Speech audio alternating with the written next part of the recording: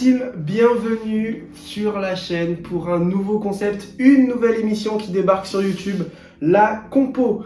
La compo, qu'est-ce que c'est? Tout simplement, chaque semaine, on va aborder les actualités de la semaine en foot, en Formule 1 et en NBA. Tout simplement, et on a différents thèmes qu'on va aborder chaque semaine avec des sondages qui vous seront proposés sur la page Instagram du Grady Gang, que je vous remets ici pour ceux qui ne sont pas encore abonnés. Et justement, je vous ai déjà proposé plusieurs thèmes qu'on va aborder au cours de cette émission. Justement, on va tout de suite enchaîner avec le sommaire de cette première émission de la compo. On va parler mercato, évidemment. C'est les derniers jours, les dernières heures de ce mercato où il y a eu pas mal de surprises. Et justement, on va voir un petit peu qui a fait quoi, comment ça a bougé et comment ça se goupille pour les gros clubs européens. La transition, elle est toute faite parce qu'on va parler juste après de la Ligue des Champions, notamment des tirages au sort qui ont eu lieu cette semaine. Et on va voir un petit peu comment ça va se passer pour les clubs français en Ligue des Champions et en Ligue Europa. Et puis ensuite, on va pas encore parler NBA car la saison n'a pas repris, mais on va parler Formule 1. Parce que oui, il y a un Grand Prix ce week-end, le Grand Prix des Pays-Bas. Et enfin, on va aborder une partie qui est sympa, c'est le ticket du week-end. On va se faire une petite bankroll et le but, voilà, ça sera d'essayer de voir tout simplement si on est bon ou pas. Je vous demanderai vos avis sur les pronostics, évidemment, et on va se faire un petit ticket sympathique. Allez, on va tout de suite commencer avec la partie football. C'est le menu 5 étoiles. C'est parti pour le mercato. Xhaka, it's all very tight for Arsenal, but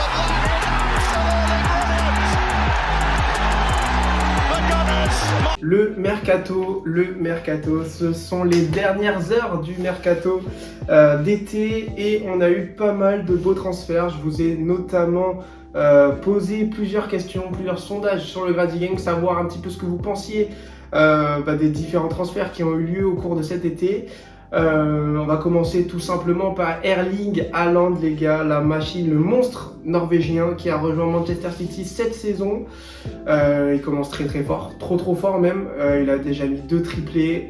Je sais pas comment ça va se passer, mais je pense qu'Erling Haaland va faire très très mal cette saison. On a eu un petit débat sur le Grady Gang pour savoir, laissez-moi rire, si Darwin Nunez allait faire concurrence avec Erling Haaland cette saison, et je pense pas. Certains ont voté pour oui, certains pensent qu'on va avoir une petite rivalité entre les deux, mais honnêtement, Erling Haaland pour moi est à des années-lumière. Je pense que c'est l'un des plus techniques, plus complets, des joueurs les plus redoutables à son poste. Je vois pas comment Erling Haaland peut faire une saison à moins de 20 buts, honnêtement, et vu comme c'est parti, d'ici 5 ou 6 matchs, ça peut déjà être réglé. On a eu ensuite un beau transfert qui s'est réalisé dans les dernières heures du mercato, c'est l'arrivée d'Anthony à Manchester United. Alors j'ai pas fait le sondage sur Instagram, on n'a pas eu le temps tout simplement vu que ça s'est goupillé dans les dernières heures du mercato. Mais Anthony à Manchester United, qu'en pensez-vous? C'est la question que je vous pose. N'hésitez pas à répondre en commentaire, à me dire ce que vous en pensez. Pour moi, Anthony peut être un très bon joueur pour Manchester United, à voir après s'il vaut le prix qui a été mis sur la table par les Red Devils. Mais Anthony reste quand même un très bon joueur, à voir s'il peut confirmer et ne pas flopper comme beaucoup l'ont fait à Manchester United. Affaire à suivre, on va voir comment le Brésilien s'adapte tout simplement aux Red Devils. On a eu ensuite un deuxième sondage, c'est Renato Sanchez au PSG, bonne ou mauvaise idée pour vous? Et vous êtes très nombreux à m'avoir dit que c'est une bonne idée de Renato Sanchez d'avoir quitté le LOSC tout simplement pour s'engager avec le Paris Saint-Germain, et je suis de cet avis aussi. Je pense que Renato Sanchez peut apporter quelque chose forcément au Paris Saint-Germain. C'est un joueur très complet au milieu. Beaucoup disent, j'entends les RMC forcément dire que voilà, Paris n'a pas un milieu qui est capable d'apporter tout ce punch, toute cette agressivité-là. Et je pense que Renato Sanchez est un joueur qui peut justement apporter tout ce qui manque à Paris au milieu, et que le milieu, l'association avec Verratti et Vitinha peut faire très mal cette saison. Affaire à suivre, mais en tout cas je vous rejoins là-dessus. Ensuite, on a Wesley Fofana qui a rejoint Chelsea pour 70 millions d'euros. Et là, par contre, je ne serais pas forcément d'accord avec vous. Vous êtes pas mal à avoir dit justement que Wesley Fofana à Chelsea, c'est une bonne idée.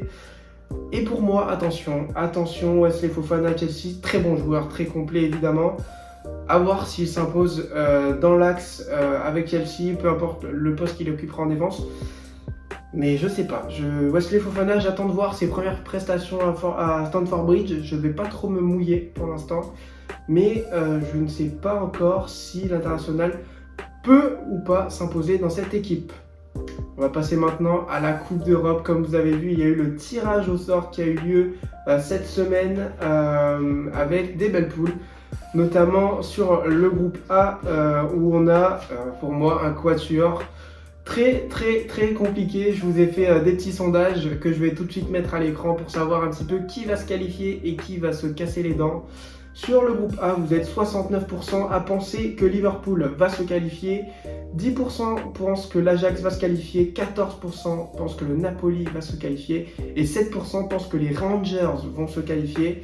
Pour moi, je pense que Liverpool va passer et le Napoli va se qualifier. Je vois mal effectivement l'Ajax, maintenant qu'ils ont perdu Anthony en plus, sortir des phases de poule. Ils n'ont plus Sébastien Haller en attaque, donc c'est une équipe de l'Ajax qui va être totalement différente de la saison dernière. À voir comment ils arrivent à aborder ces phases de poule. Mais à l'heure actuelle, je pense que les deux équipes les mieux armées sont Liverpool et le Napoli. Sur le groupe B, on a Porto, l'Atlético, Leverkusen et Bruges. Vous pensez à 67% que l'Atlético va passer et à 20% que Porto va se qualifier. Je vous rejoins. Attention tout de même à Leverkusen qui peut poser problème, notamment à l'équipe de Porto. Bruges a fait une belle campagne la saison dernière, mais je vois bien effectivement Porto et l'Atlético sortir de ce groupe. On va passer maintenant au groupe C avec, pour moi, c'est pas le groupe de la mort, mais presque. On a trois gros calibres dans cette équipe, dans cette poule, pardon, avec le Bayern de Munich, le Barça, l'Inter et le Viktoria Pilsen. Bon, Viktoria Pilsen, malheureusement, 0% d'entre vous pensent qu'ils vont sortir de cette poule et on peut qu'être d'accord avec ce chiffre, malheureusement. Le Bayern, 66% d'entre vous pensent qu'ils vont se qualifier et j'en fais partie. Et le Barça à 25%, je vous rejoins également là-dessus. Pour moi, le Barça et le Bayern devraient sortir de cette poule. On va voir ce qui se cache après pour l'Inter, mais pour moi, je pense quand même que l'avantage reste sur les deux premières équipes. Sur le groupe D, vous avez pensé que Tottenham et Marseille sont les deux équipes les plus fortes et les plus à même de se qualifier dans le groupe D. Et pour moi, je vois bien par contre Tottenham et l'Eintracht Francfort passer. L'Eintracht Francfort qui a fait une très belle saison l'année dernière, qui a fait un magnifique parcours en Ligue Europa.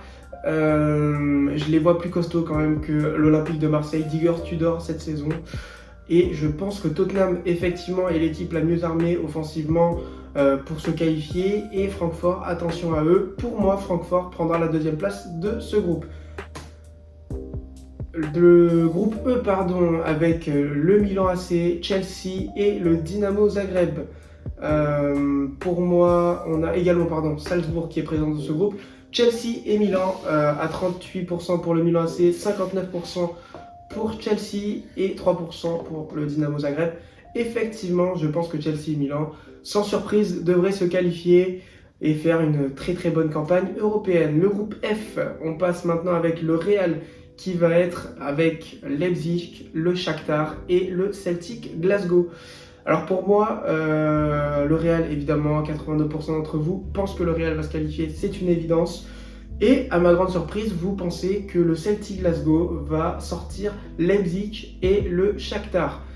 Attention à Leipzig, évidemment, Christopher Nkunku, je pense que vous l'oubliez un petit peu parce que là pour moi, c'est la compétition tout simplement où les joueurs, un petit peu comme Nkunku, peuvent montrer leur vraie valeur aux yeux du football européen. Et à mon avis, Leipzig devrait se qualifier, devrait passer tout simplement cette phase de poule devant le Celtic et le Shakhtar. On va passer au groupe suivant, le groupe G.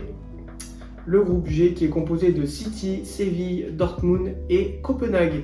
City à 70% et Dortmund à 19% pour vous. Je pense qu'on peut garder City et Dortmund effectivement, à voir si Sébastien Haller revient rapidement ou pas. L'attaquant ivoirien qui a été diagnostiqué avec un cancer en début de saison. On espère pour lui d'ailleurs qu'il pourra vite retrouver le chemin des terrains, en tout cas on lui souhaite, et faire une belle campagne européenne avec Dortmund. Je ne suis pas sûr qu'il soit remis d'ici la fin des phases de poule, mais en tout cas le BVB à mon avis a les armes pour sortir de ce groupe G. Attention tout de même à ne pas oublier Séville. Et le groupe H, on passe avec un très très beau groupe pour le Paris Saint-Germain qui devra faire face à la Juventus de Turin, au Benfica Lisbonne et au Maccabi Haïfa. Paris qui va, selon vous, sortir de cette phase de poule à 68%, la Juventus à 21% et le Benfica Lisbonne à 4%. C'est drôle de constater d'ailleurs l'arrivée de deux anciens joueurs du Paris Saint-Germain dans la Juventus et à Benfica, avec la signature de Leandro Paredes à la Juventus. À voir maintenant s'il aura une place de titulaire ou non dans ce groupe. On a André Di Maria aussi, j'allais l'oublier, qui a signé à la Juventus. Et Julian Draxler, qui a signé, alors je ne sais pas si c'est dans le cadre d'un prêt ou d'un transfert au Benfica Lisbonne. Il me semble que c'est un prêt d'1 an. À voir maintenant si Benfica a les armes pour rivaliser avec la Juventus et Paris. Mais pour moi, je pense comme vous évidemment que la Juventus et le Paris Saint-Germain devraient sortir leader de ce groupe H. On va enfin passer à votre avis sur les tirages au sort des clubs français en Ligue Europa, avec un groupe B qui va être très très compliqué pour Rennes, qui sera constitué du Dynamo Kiev, de Fenerbahçe et de Larnaca, le club chypriote. Le FC Nantes sera opposé à l'Olympiakos, Karabag et Fribourg. Et enfin, Monaco aura un groupe un peu plus à sa portée, un peu plus facile même, avec l'Étoile Rouge de Belgrade, Fenerbahçe, le club hongrois, et Trabzonspor, le club turc. Pour moi, je pense que ça devrait être une saison assez compliquée pour le FC Nantes. Je suis même pas sûr qu'ils arrivent à se maintenir en fin de saison. À voir si le club nantais arrive à me faire déjouer tout simplement mes pronostics. Mais pour moi, on a un groupe qui va être très relevé avec Fribourg et l'Olympiakos. Attention au déplacement notamment à Karabakh qui peut être un club piège. Je vois mal le FC Nantes sortir de sa phase de poule. C'est pas impossible, mais ça sera compliqué. Ensuite, pour Rennes, ça me semble un petit peu mission impossible d'aller éliminer Dynamo Kiev et Fenerbahçe. Ça peut faire match quand même avec le Dynamo Kiev compte tenu de la situation géopolitique du pays. Mais pour moi, Rennes peut sortir, mais ça sera compliqué, ça sera pas d'une traite en tout cas. Et Monaco, par contre, a un groupe plus à sa portée et devrait se qualifier. Et pour vous, je vous ai posé la question, est-ce que tous les clubs français sortent de leur poule ou non? Et selon vous, à 60%, vous pensez que non, tous les clubs français ne sortiront pas de leur poule cette saison. Fini pour la partie football cette semaine. On va désormais parler du Grand Prix de Formule 1 qui nous attend ce week-end, le Grand Prix de Zandvoort.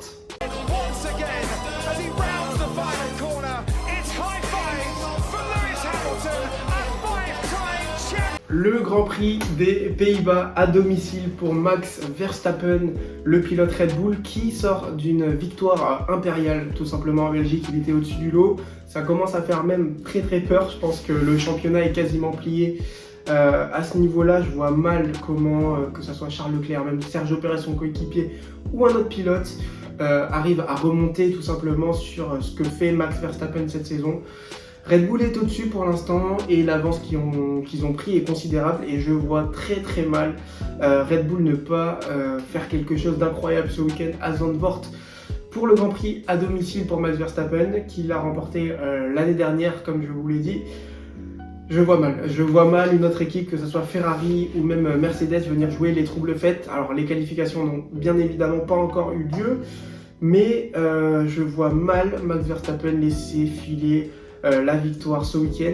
On a eu un Grand Prix quand même de Belgique la semaine dernière qui était assez palpitant avec quand même un gros accrochage au départ entre Lewis Hamilton et Fernando Alonso. Je ne sais pas si vous avez vu, mais Lewis Hamilton en fait a dépassé à la fin de la grande ligne droite Fernando Alonso et la grande ligne droite. Alors après le virage de rouge, évidemment, pardon, il y a eu un accrochage entre les deux qui a fait un petit peu un gros débat, on va dire, parce que Alonso a fait un super départ, il était deuxième à la sortie du premier virage. Et Hamilton, en fait, tout simplement, ne lui a pas laissé assez d'espace. Ça a fait que les deux se sont accrochés. Hamilton a dû abandonner par la suite. Mais voilà, on a eu un Grand Prix qui a été maîtrisé d'une main de maître par Red Bull et notamment par Max Verstappen. Ferrari, niveau stratégie, c'est toujours pas ça, les pauvres. On espère que ça sera un petit peu mieux ce week-end aux Pays-Bas, mais je vois mal Ferrari, en fait, tout simplement rivaliser avec le Red Bull ce week-end à Zandvoort. Et tout simplement, on aura certainement une belle prestation au côté Mercedes, pardon, je cherchais mes mots, mais du côté des Mercedes, je pense quand même que Mercedes fera une prestation solide et qu'ils auront à cœur de se racheter, notamment pour Lewis Hamilton, suite à ce qui s'est passé la semaine dernière en Belgique. Et voilà, concernant ce Grand Prix, il y a des actualités chaudes en ce moment, évidemment, notamment aux côtés d'Alpine. On sait que Fernando Alonso quittera Alpine à la fin de la saison. Il va notamment s'engager avec Aston Martin et son remplaçant pourrait bien s'agir de Pierre Gasly. Pierre Gasly, le Français qui pilote actuellement chez AlphaTauri, pourrait rebondir chez Alpine dès la saison prochaine. Alors c'est une rumeur pour l'instant, à voir si ça se confirme et s'il rejoindra bien l'écurie française la saison prochaine. On aurait une line-up complètement française avec Esteban Ocon et Pierre Gasly. Les deux ne sont pas forcément les plus grands amis du monde, mais à voir si ça se fait et s'ils arrivent à cohabiter. On va passer maintenant au ticket du week-end. Le ticket du week-end, tout simplement, on va avoir 2 matchs pour moi de football et un petit prono Formule 1, notamment avec le Paris Saint-Germain qui va se déplacer à Nantes. Je pense qu'après le match nul qu'ils ont fait la semaine dernière face à Monaco, les Parisiens auront à cœur de gagner tout simplement à la Beaujoire. Donc ils ont une cote d'1,24 qui est plutôt intéressante. Je pense qu'il y a quelque chose à faire avec ça et que Paris peut aller chercher un succès. Là-bas, on a ensuite Manchester City qui se déplace à Aston Villa. Attention, Villa Park, c'est jamais facile d'aller là-bas. On va voir ce que City est capable de proposer face à Aston Villa. Tout simplement, pour moi, Manchester City devrait s'imposer. La cote est à 1,35. Plutôt intéressante, écoutez, plutôt intéressante cette cote. Et on va voir ce que ça donne. Mais pour moi, Manchester City devrait s'imposer. Et enfin, concernant le Grand Prix des Pays-Bas, je pense que les deux pilotes Mercedes finiront dans le top 10. Lewis Hamilton et George Russell, s'ils font une course propre, pour moi, n'auront aucun souci à terminer dans le top 10, ce qui nous donne une jolie cote de 2,34. Alors, bien sûr, je vous rappelle que c'est totalement interdit de faire des paris sportifs si vous êtes mineur, si vous avez moins de 18 ans et que jouer comporte des risques. Mais pour moi, ce petit combiné peut être très sympathique et on va le tenter. On va faire une petite bankroll chaque semaine, on va voir comment ça évolue. On part de rien, on part d'1 euro symbolique et on va voir jusqu'où ça nous mène. Si vous mettez 1 euro, vous pouvez remporter 2,34 euros. Waouh, champagne! C'était tout pour cette semaine. J'espère que ce premier épisode de la compo vous a plu. N'hésitez pas à commenter tout simplement, à vous abonner au compte du Grady Gang afin de répondre aux petits sondages. On verra ce qu'on aura au programme au cours de la semaine. C'était Toms, à la prochaine. Ciao!